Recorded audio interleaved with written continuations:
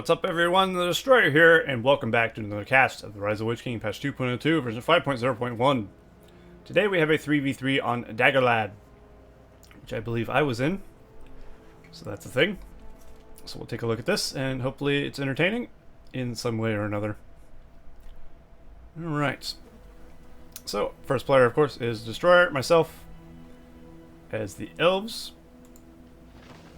And you see my eliteness, not moving my builders for at least like 5 seconds, 10 seconds. Terrible. Anyway, my teammate here is Mikewnl. I'll just call him Mike, as Angmar. And then of course we have, why am I clicking on them? MauHuR as Angmar as well. Let's go back to observing no one. Here we go. So yeah, 2 Angmars and a elf. And let's see our opponents here. We have tehboohb as the Dwarves. And we have DJ Premier as Mordor. And the final player on the bottom team is Apedingo as Goblins. Interesting. Alright. So Apedingo going for a Goblin Cave, of course, as you would expect a Goblin to. Getting his economy set up there. As is DJ Premier, of course. Going for orcs. Probably orc warriors, yep. There you go. I don't actually remember this game. I played it a while ago, but not too long ago, but long enough to where I can't remember what happened.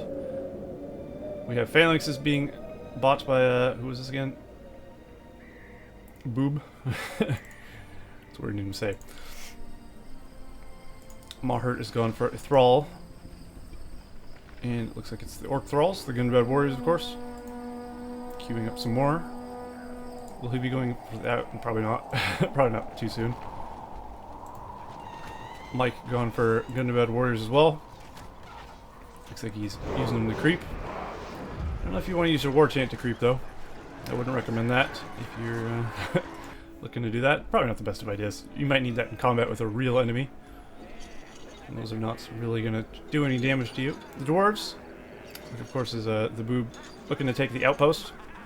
That'll be useful for him. I've gone for some Lorien Warriors. And I'm getting some Lorien Archers right after. Trying to get my economy going as well. And it looks like I'll be sending my... There's a fire drake there, gotta be careful. Sending my guys south. Of course I will be raided by goblins, as you would expect. Who is this again? Apedingo, of course. Apedingo will be sending goblins my way very quickly. Looks like Mike will be taking out the outpost rather than capturing it. Probably the smartest idea. Not really having time to actually capture it. Fortunately for him, his guys are still watching it. Oh, it wore off. Keeping his guys in aggressive. I don't know. You want to keep your guys generally in defensive. You're gonna bad warriors. Unless you're attacking a farm or a building or something, I think. Just my thoughts. I think that's generally correct, though. I'm sending some archers to help deal with these goblin warriors. Unfortunately, I got kind of line of sight here, so I have to go around. And I will lose my tree. Probably lose a few of my elves as well if he attacks them, which is not ideal. The outpost doesn't even have rubble. That's weird.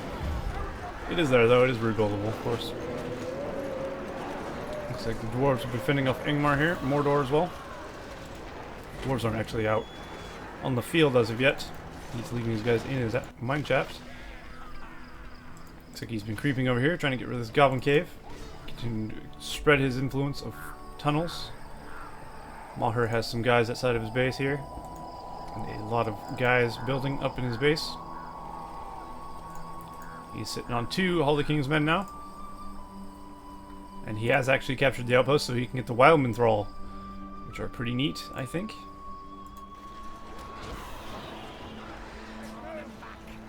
Mordor has Easterlings already. I don't know if the Easterlings are necessary, but they don't hurt. At least he'll be prepared for cavalry. But of course those are not going to be very good against Gunbad warriors. Or even axe throwers.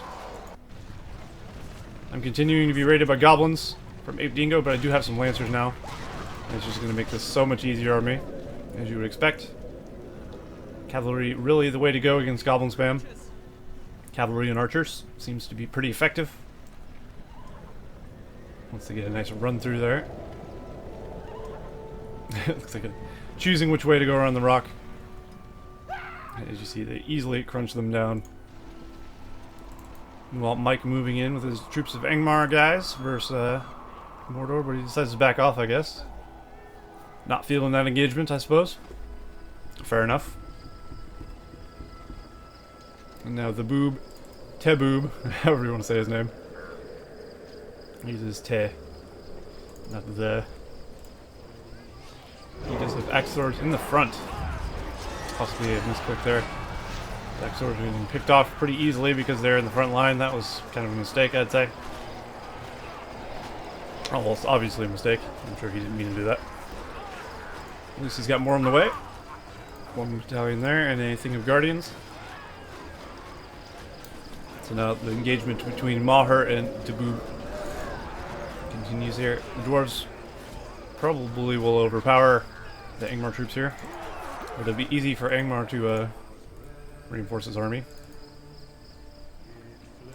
Guardians, of course, are very tanky, hard to deal with, especially when they're rally called. The axe swords are a good choice, but it'll still take some time to kill them. So yeah, a nice run through there, although I did lose a few of my lancers. As long as I don't lose the whole battalion, though, I can always go heal them up at a well. Or if they get a banner, of course, I can just let them sit there, which is always nice. So I'm going for a round for another run through here. So we got a rally call, possibly wasted on that. Yeah, I remember thinking that was a waste as soon as I threw down that rally call. That was a waste indeed. But as you see, the cavalry really helping me out here. And I think Apedingo probably should change his strategy a bit. Looks like he's going to go for Spider Riders. He's upgrading his Spider Pit to level 2. That is my indication that that will be the case. Because otherwise, why would you do such a thing? Unless some people just randomly upgrade their buildings for no reason. Who knows? It is possible. Looks like MauHuR has actually pushed back tehboohb back to here. He has some guys in the Mikewnl, but of course Waldar is leading the charge with lots of Rudar men getting bonuses from him, which will be a pain for the dwarves to stop there. We got a long shot, or yeah, that's probably a long shot. Not quite hitting anything. That is from who is this? That's from Mike, isn't it? Yeah. Mike's Dark Rangers, which he has on the field now, which is useful. I do have a Mirror Galadriel rather. Heal up my guys. Always recommended if you're going for cavalry, because odds are you'll be trampling through some guys, especially like Goblin warriors. You'll be taking lots of poison damage to avoid losing your battalions. Also, you don't want to sit there and attack like this. Not the best way to fight Goblin warriors at all. Looks like I do manage to save those ones though. And then come in with another battalion. But there you go, I just sit them next to the well, they'll heal up again. And go back right into battle. And they'll clean up the Goblin warriors there. So definitely I'm having not too much trouble with the goblins, which is a change for me. I seem to be doing alright with the Elves. And Mike seems to be doing pretty well here against Mordor. Of course, his Dark Ranger is really kicking ass and taking names here. Dark Ranger is very strong. He has a couple of battalions of Gundabad orcs as well. And MauHuR seems to be doing well as well. So all three top teams doing pretty well, actually. This game seems pretty semi-one-sided. But I thought it was worth a cast anyway.